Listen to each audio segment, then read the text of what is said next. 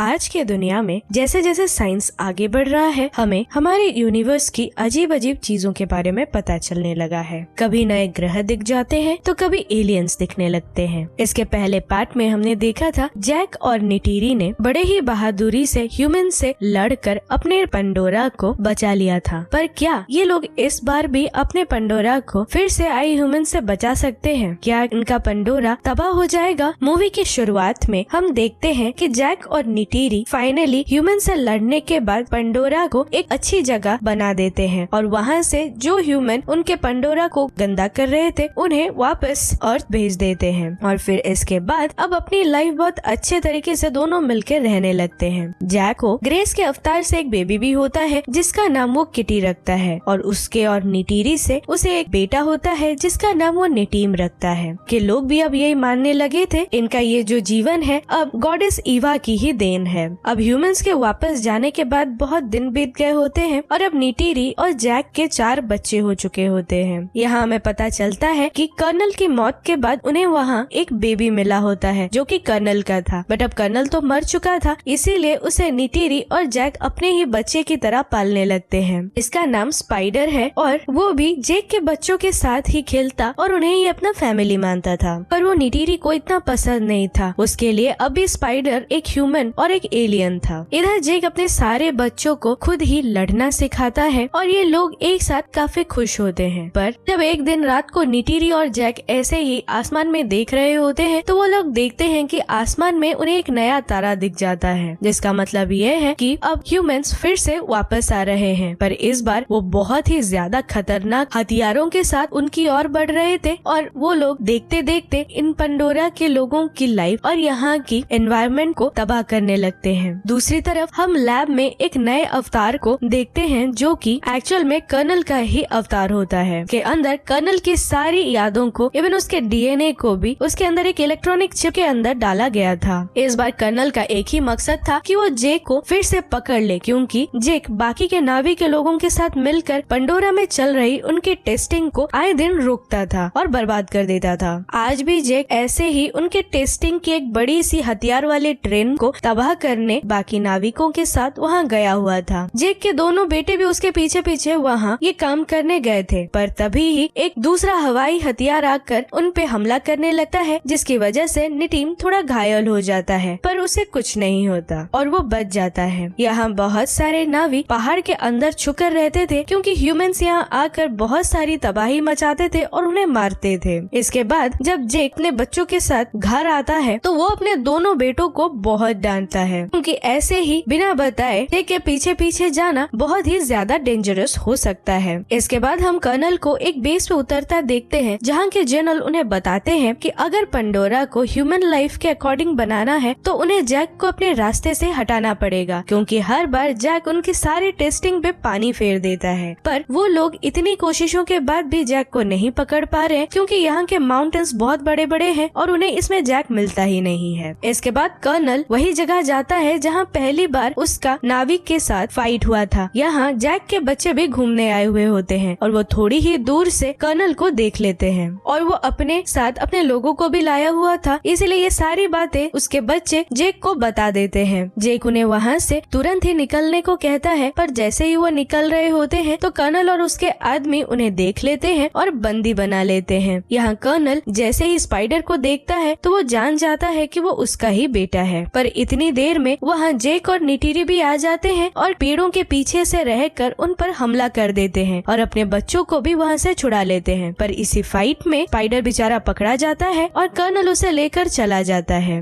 अब घर वापस आकर जेक अपनी फैमिली को उस जगह से कहीं दूर लेकर जाना चाहता था, क्योंकि कर्नल ने अब जब स्पाइडर को पकड़ लिया है तो अगर स्पाइडर उन्हें सब कुछ सच सच बता देगा बाकी की पूरी फैमिली भी फंस जाएगी। इधर कर्नल के लोग भी स्पाइडर को बहुत ही ज्यादा टॉर्चर करते हैं जिससे कि वो जैक का पता बता दे, पर स्पाइडर उन्हें कुछ भी नहीं बताता, जिससे हार कर कर्नल अपने तरीके से स्पाइडर को बाहर जाने का लालच देता है जिससे कि वो उनका एड्रेस बता दे। दूसरी तरफ जेक उनके कबीले का मुखिया किसी और को बनाकर एक दूसरी जगह जाने के लिए रेडी हो जाता है जहाँ ह्यूमंस उसे कभी न ढूंढ पाए। और बहुत सारे आइलैंड पार करने के बाद जेक और उसकी फैमिली एक ऐसे आइलैंड में पहुँचती है जहाँ के लोग पानी और लैंड दोनों जगह पे रहते थे। वहाँ के लोग जब जेक और उसकी फैमिली को देखते हैं तो वो उनसे बहुत ज्यादा अलग थे, इसीलिए वो उन्हें देखकर थोड़े आश्चर्य होते हैं। तक यहाँ उनका मुखिया भी आ गया होता है और वो जेक को यहाँ आने की वजह पूछता है। तो जेक उसे कहता है कि उन्हें उनके साथ अब कुछ दिन वहाँ रहना पड़ेगा और उनका मुखिया जेक को कहता है कि वो लोग पानी के अंदर रहते हैं और इस चीज को करने के लिए उन्हें बहुत डिफिकल्टी होगी। जेक उन्हें रिक्वेस्ट करता है कि वो बहुत जल्दी ही उनकी एडेप्टेबिलिटी भी सीख जाएंगे और वहाँ रहने में उन्हें कोई प्रॉब्लम नहीं होगी। इस पर मुखिया भी राजी हो जाता है। अगले दिन से ही जेक और उसकी फैमिली की पानी में रहने और उनके क्रिएचर्स पे चढ़ने की ट्रेनिंग शुरू हो जाती है। पर स्टार्टिंग में ये सब अडेप्ट करना उनके लिए थोड़ा डिफिकल्ट हो रहा था, पर यहाँ किटी को पानी में रहने में इतनी ज्यादा मुश्किल नहीं हो रही थी। दूसरी तरफ जेक भी मुखिया से इन क्रिएचर्स पे चढ़ने की ट्रेनिंग ले रहा होता है। उसे पहले थोड़ा प्रॉब्लम होता है, पर फिर बाद में वो भी ये सब सीखने लगता है। दूसरी तरफ कर्नल स्पाइडर को लेकर अपने लिए एक इकरान चुनने जाता है और फाइनली एक इकरान चुन लेता है जिससे कि वो खुद भी एक नाविक बन जाए। इधर मुखिया के बच्चे जब किटी को पानी के अंदर ऐसे अजीब अजीब हरकत करते देखते हैं तो वो उसका मजाक उड़ाने लगते हैं, जिस पर नीटीम और रॉक गुस्सा हो जाते हैं और मुखिया के बेटे को ही पीट देते हैं। ये सब जब जेक को पता चलता है तो उसके बच्चों को समझाता है कि उन्हें वहाँ रहना है, इसीलिए उसे सभी के साथ अच्छे रिलेशन बनाने पड़ेंगे। इसी वजह से अगले दिन रॉक भी जाकर मुखिया के बेटे से माफी मांगता है और उससे दोस्ती का हाथ बढ़ा देता है। मुखिया का बेटा दोस्ती का हाथ तो बढ़ाता है पर नाटक कर रहा होता है, इसीलिए वो रॉक को अपने साथ एक दूर की जगह ले जाता है जहाँ वो उसे बताता है कि वो लोग यहाँ शिकार करते हैं। अब पानी के अंदर जैसे ही रॉक एक बड़ी सी मछली को शिकार करता है और पीछे मुड़ के देखता है तो वहाँ मुखिया के बेटे और उसके दोस्त कोई नहीं थे। वो लोग एक्चुअल में उसे वहाँ छोड़कर अकेला वहाँ से चले गए थे। तभी रॉक पे एक बड़ी सी मछली वहाँ हमला कर देती है और रॉक भी घबरा जाता है और वहाँ से बचने के लिए एक पत्थर के अंदर जाकर छुप जाता है। पर उसकी सांस भी धीरे धीरे अब खत्म हो रही थी, इसीलिए फिर से सांस लेने वो पानी के ऊपर आने लगता है। पर तभी वो बड़ी सी मछली फिर से उस पर अटैक करने लगती है। वो मछली जैसे ही रॉक को मारने वाली होती है तभी एक बड़ी सी वेल आकर उस मछली को मार देती है। पर यहाँ रॉक्स की सांसें भी खत्म हो रही थी, इसीलिए वो डूबने लगता है। थोड़ी देर बाद जब रॉक्स की आंखें खुलती है तो वो उसी वेल के ऊपर ही होता है और खुद को जिंदा देखकर वो उस वेल को शुक्रिया करता है। पर तभी वो देखता है कि वेल के फिन में एक लोहे की हुक फंसी है। वो उस हुक को खोल देता है और इसके बाद वो वेल भी उसे लेकर उसी आइलैंड में पहुंचा देता है जहां वो रहता था। रॉक्स को वापस और जिंदा देखकर यहाँ सभी बहुत खुश हो जाते हैं। मुखिया भी अपने बेटे की गलती की वजह से उस बेटे को पनिश करने के बारे में कहता है, पर यहाँ रॉक कहता है कि ये सारी गलती पहले उसने की थी, तो इसमें मुखिया के बेटे की कोई गलती ही नहीं है। इसके बाद मुखिया का बेटा और रॉक्स बहुत ही अच्छे दोस्त हो जाते हैं। अगले दिन जब रॉक्स सबको उस वेल के बारे में बता रहा होता है तो मुखिया की बेटी उस वेल को पहचान लेती है और बताती है कि उसे एक्चुअल में टुकुन कहा जाता है और उसका एक्चुअल नेम पाइकन है। कुछ सालों पहले उसे अलग कर दिया गया था क्योंकि लोग कहते थे कि वो एक हत्यारा है जिसने बहुत सारे नावी लोगों को मारा था। ये सब सुनकर रॉक्स को बिलीव ही नहीं होता क्योंकि उसने देखा कि वेल ने उसे किस तरह बचाया, तो वो नावी लोगों को कैसे मार सकता है। रॉक्स वहाँ से सीधे पाइकन से मिलने जाता है और उसे पूछता है कि उसे सबसे अलग क्यों कर दिया गया और उसे हत्यारा क्यों कहा जाता है, जिस पर पाइकन उसे समंदर की गहराई में लेकर चला जाता है। इधर कर्नल जेक को ढूंढने के लिए एक बड़े से मशीन का सहारा लेता है जिससे वो लोग टुकुन को पकड़ते थे और उसी मशीन की मदद से वो उस आइलैंड पे भी पहुंच जाते हैं जहां जेक रहता था। और जब उन लोगों को पूछते हैं जेक के बारे में तो ये लोग उन्हें जेक के बारे में कुछ नहीं बताते, जिस पर गुस्सा होकर वो उनके घरों को जला देता है। जेक यहाँ की दूसरी छोर पे रहता था जहाँ मुखिया जाकर जेक को बता देता है कि ह्यूमंस अब जेक की खोज में उस आइलैंड तक भी पहुँच चुके हैं। जब इतने से भी कर्नल का मन नहीं भरता तो उसे और एक प्लान आता है कि वो यहाँ के टुकुन का शिकार करेगा जिससे कि यहाँ के लोग उसकी ताकत का एक झलक देख पाएंगे। दूसरी तरफ समंदर के अंदर रॉक्स पाइकन के साथ एक बॉन्ड बनाता है जहाँ उसे पता चलता है कि एक्चुअल में हंटर ने जब इन टुकुन पर हमला किया था तभी बहुत सारे टुकुन और नावी मारे गए थे, पर लोग पाइकन को ही किलर समझते हैं। इसके बाद ऐसा ही एक हंटर अपने बड़ी सी मशीन की हेल्प से एक बड़े से टुकुन को पकड़ लेता है और उसके अंदर से वो एक फ्लूइड निकालता है जिससे कि ह्यूमंस की एज नहीं बढ़ेगी और ये फ्लूइड बहुत ही ज्यादा महंगी बिकती थी। अब टुकुन के मरने के बाद वो उस टुकुन की बॉडी को उसी आइलैंड के किनारे फेंक देते हैं, जिसे देखकर सारे नावी लोगों को बहुत ही ज्यादा दुख होता है, क्योंकि यहाँ रहने वाले सारे एनिमल्स उनके फैमिली जैसे ही थे। अब टुकुन को मरा हुआ देखकर सारे नावी लोग ह्यूमंस का मुकाबला करने के लिए रेडी हो जाते हैं, पर यहाँ जेक उन्हें समझाता है कि वो ऐसे ह्यूमंस का मुकाबला नहीं कर पाएंगे और उनसे कभी भी जीत नहीं पाएंगे, क्योंकि उनके पास बहुत ही बड़े बड़े हथियार हैं। इस टुकुन की ऐसी हालत देखकर रॉक्स को पाइकन की बहुत चिंता होती है और वो उससे मिलने चला जाता है। रॉक के भाई बहन उसे ऐसा करने पर बहुत मना करते हैं, पर वो नहीं सुनता और चला जाता है और उसके पीछे पीछे उसके भाई बहन भी उसके साथ चले जाते हैं, जहाँ वो देखते हैं कि पाइकन को एक तीर लगी है और वो जल्दी से ही उस तीर को निकालने की कोशिश करते हैं। तभी वो लोग देखते हैं कि एक हंटर शिप उनके पास बहुत ही जल्दी आ रही है। ये सब देखकर रॉक्स ये सारी बातें जेक को कन्वे कर देता है, जिसके बाद जेक भी सारे लोगों को लेकर वहाँ पहुँच जाता है। पर तभी बहुत ही मुश्किलों के बाद वो लोग पाइकन से वो तीर निकाल देते हैं, पर अब तक हंटर वो लोगों के पीछे पड़ गए थे, क्योंकि कर्नल उन्हें पकड़कर जेक के बारे में जान सकता था। कर्नल अपने इकरान से वो लोगों को पकड़कर एक शिप पे बंदी बना लेता है और जेक को उनसे मिलने के लिए बुला देता है। उसने जेक को अकेले बुलाया था, इसलिए जेक भी वहाँ अकेले जाने को रेडी हो जाता है। तभी पाइकन उस बड़ी सी शिप पे हमला कर देती है और बहुत सारी तोड़फोड़ मचा देती है, जिसके बाद जेक को मौका मिल जाता है और वो भी अपने साथियों के साथ उस शिप पे हमला कर देता है। अब तक यहाँ नीटिरी भी पहुँच जाती है अपने इकरान के साथ और वो भी इन पर हमला करके बच्चों को छुड़ाने में सफल हो जाती है। पर तभी ह्यूमन किटी को पकड़ लेते हैं। तोड़फोड़ की वजह से अब शिप भी बहुत डामाडोल कंडीशन में थी और कभी भी डूब सकती थी। इस फाइट की वजह से निटीम को भी गोली लग गई थी और इसी गोली की वजह से उसकी भी मौत हो जाती है। ये सब देखकर जेक और नीटिरी पूरे ही गुस्से में किटी को बचाने के लिए उस शिप पे हमला कर देते हैं और वहाँ के सारे ह्यूमन को बहुत ही बुरी तरीके से मार देते हैं। पर तभी कर्नल किटी को चाकू की नोक पे रखकर उसे मारने की धमकी देता है, पर यहाँ नीटिरी अब भी चुप नहीं रहती और वो भी स्पाइडर को चाकू की नोक पे रखकर उसे मारने की धमकी देती है, जिसे देखकर कर्नल तभी के तभी किटी को छोड़ देता है। इसके बाद जेक सभी को वहाँ से जाने को कहता है और वो खुद कर्नल से लड़ने लगता है, पर तभी ये शिप की कंडीशन और भी ज्यादा बदतर हो जाती है और सभी शिप के अंदर ही फंस जाते हैं। फाइनली जेक कर्नल को मार देता है और वहीं पानी के अंदर फेंक देता है। पानी के अंदर ज्यादा देर रहने की वजह से उसकी भी सांस खत्म हो रही थी, पर वो शिप के अंदर ट्रैप था और उसे बाहर जाने का कोई रास्ता भी नहीं मिल रहा था। नीटिरी भी अपनी छोटी सी बेटी के साथ उसी शिप पे फंस गई थी, क्योंकि उसे भी यहाँ से बाहर निकलने का रास्ता नहीं मिल रहा था। तभी वहाँ किटी आ जाती है और उसे सही रास्ता दिखाकर उस शिप से बाहर निकाल देती है। दूसरी तरफ जेक को भी रॉक्स शिप से बाहर लाने में सफल हो जाता है और इधर स्पाइडर को भी कर्नल मिल जाता है और ना चाहते हुए भी वो कर्नल को बाहर जमीन पर ले आता है। कर्नल उसे अपने साथ ही रहने को कहता है, पर स्पाइडर उसके साथ जाने से मना कर देता है। सारी चीजें खत्म होने के बाद निटीम के बॉडी को उनकी गॉडेस ईवा को सौंप देता है और यहाँ ये मूवी खत्म हो जाती है। सो फ्रेंड्स, अगर ये मूवी आपको पसंद आई तो लाइक और कमेंट करें और ऐसी ही मूवी आगे देखने के लिए हमारे चैनल को सब्सक्राइब करें। Bye bye.